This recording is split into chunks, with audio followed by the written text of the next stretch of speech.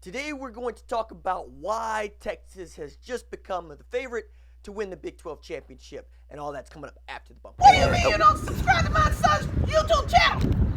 Mama, no! Just snap the damn ball, RJ. What's up, kid folk? It's RJ Young. I am not on a step mill. Considering the like and subscribe button because I upload a video every single day. So if it's OU related, college football related, sports related, we have a good time. And today we're going to talk about how Texas has become the media's favorite to win the Big 12 title in 2019. Now, for those of you that did not watch the Sugar Bowl, Texas mollywopped Georgia. Now, they beat Georgia not like they stole something, but demonstratively. And I understand there's a lot of Georgia fans who are going to say stuff like, we weren't really into this game. And what's the Sugar Bowl actually, especially when it's not in a college football playoff?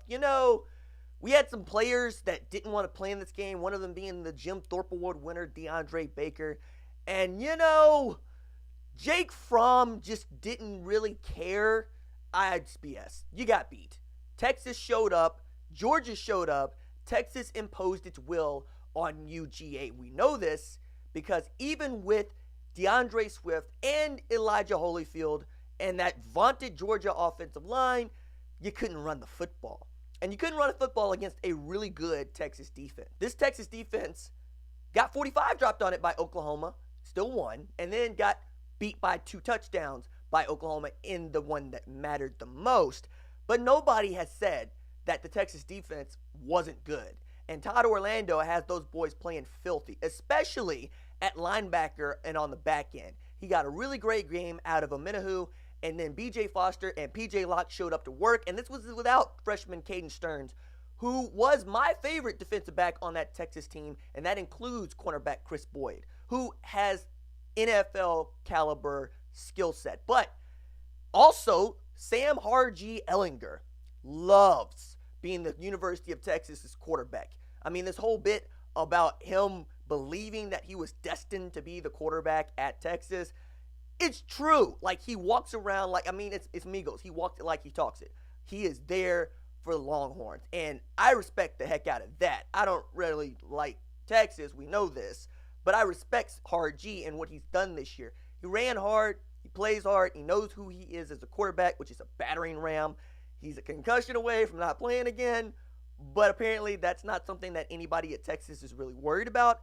And if Lil Jordan Humphrey and Collin Johnson return, yeah, Texas is going to be a sexy pick because both of those guys could have left early, still could leave early. But Collin Johnson got a stay in school grade. And Lil Jordan Humphrey reportedly got a mid to late round grade, which means that those dudes should return, and they're both enormous. At 6'4", LJ Humphrey in the slot is a matchup nightmare, and they will abuse it. Collin Johnson is 6'6", so he's a matchup nightmare wherever you put him on the field. And now that they got a running back in Keontae Ingram, they're going to be okay. They're going to be more than okay. Can they reload the offensive line? We'll see. Can Hard G start to throw the ball down the field? We'll see. But media so wants Texas to be good, and all of the media so want Texas to be back, forgetting that Oklahoma is back to back to back to back, and has made back-to-back college football playoffs, and has put back-to-back Heisman winners on the podium, and has consistently had the best quarterback back-to-back, since Lincoln Riley got to OU, Baker Mayfield, Kyler Murray, and now that Lincoln Riley has signed an extension, one of the other things that is going to help him tremendously in going to get the defensive coordinator that he wants is, he says, look, I got it on paper. I am here. I don't have to leave or go anywhere. I don't want to. I want you to be my coordinator, and I want to make this work for the long haul, or as long as that dude wants to make it work. But the other reason I think that the media is going to pick Texas to win the Big 12 title this year is not just because they won a big bowl game, and not just because they got the double-digit wins, but because they don't trust the quarterback situation at Oklahoma. They don't trust it because they haven't seen Austin Kendall. They don't know anything about Spencer Rattler. They don't know anything about Tanner Mordecai. And media is swayed by quarterback play. That's the reason why we heard all about Will Grier last year, who was good, but he was not great. And it's the reason you heard about Will Grier all the way leading up to the start of the season last year. He was good. He was not great. The guys that you should be worried about are at Iowa State, Brock Purdy and Matt Campbell. The other folks that you should be worried about is Baylor. They're on the upswing. Now, nobody expects anything out of West Virginia this year, especially since Dana Holgorsen just left them in the lurch. Nobody expects anything out of Kansas State, although I think they're going to be a lot better than anybody thinks. And nobody expects anything out of Kansas. And maybe TCU could put together something. But yeah, it's Oklahoma and Texas this year, and Texas looks like the more complete team. And complete team is the buzzword. Matter of fact, I need to start a playlist, like a series, like a segment of things I hate in football. Like I hate the term pocket passer, and I love the term accuracy, but I hate the term arm talent. None of these other things that I hate is the term complete team.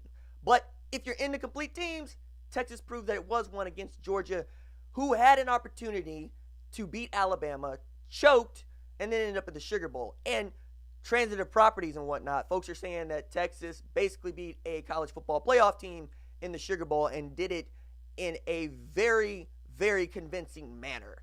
So you have that narrative at play. I was making a joke saying congratulations to Sugar Bowl champions Maryland Terrapins because, Maryland beat Texas this year and last year. But you get my drift here. I think that everybody wants Texas to be good, and I think everybody wants Texas to be competing for national titles because a good Texas is good for football, but it also overlooks what Oklahoma has done and what Lincoln Riley has done as the head coach there. So yeah, I expect Big 12 media to pick Texas to win the 2019 Big 12 title and for Oklahoma to put together a fifth straight.